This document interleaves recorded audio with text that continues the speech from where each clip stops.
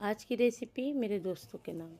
मैं यादों का किस्सा खोलूं तो कुछ दोस्त बहुत याद आते हैं। मैं गुजरे पल को सोचूं तो कुछ दोस्त बहुत याद आते हैं।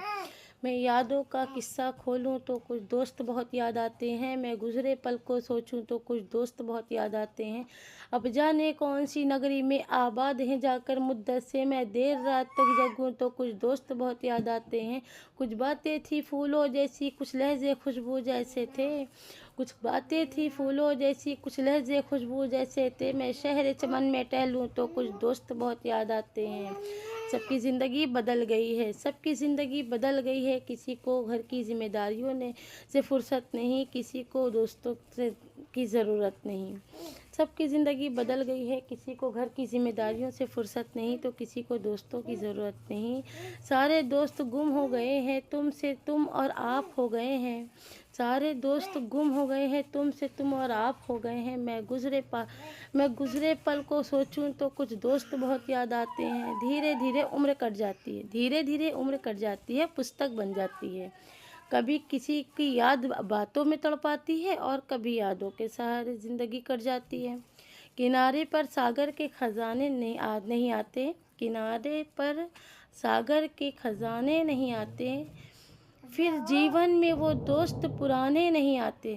जी लो इन पलों को हंस के ये दिन एज दोस्त, फिर लौट के वैसे दोस्त पुराने नहीं आते।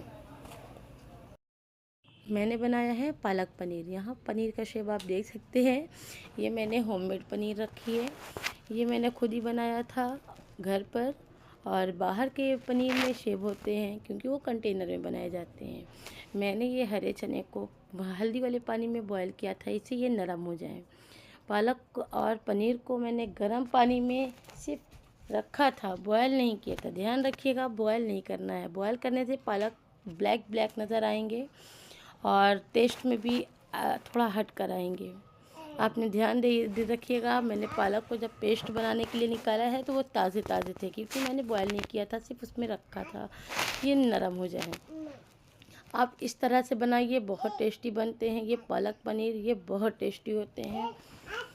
इसे आप पराठे, तंदूरी रोटी या फिर रुमाली रोटी के साथ सर्व कीजिए। मैंने मॉर्निंग में बनाई थी और मॉर्निंग में मेरे पास वक्त नहीं होते। मैंने इतना झमेला नहीं रखा था, मैंने सिर्फ इसको इजली बनाया था और पराठों के साथ सर्व किया था। आप इसे तंदूरी रोटी, रुमाली रोटी इस तरह से भी सर्व कर सकते हैं। और ध्यान रखिएगा, आप इसे ज़रूर बनाइए। आपकी पूरी फैमिली को ये रेसिपी पसंद आने वाली है, आपको भी बहुत पसंद आएगी। वैसे ये रेसिपी मैं बना रही थी और मुझे मेरे दोस्तों की बहुत याद आ रही थी, बस थोड़ी सी शायरी थी मेरे दोस्तों के लिए। आपको मेरी रेसिपी पसंद है, प्लीज़ लाइक कीजिए, सब्सक्राइब कीजिए, कमेंट कीजिए, शेयर कीजिए। Thank you.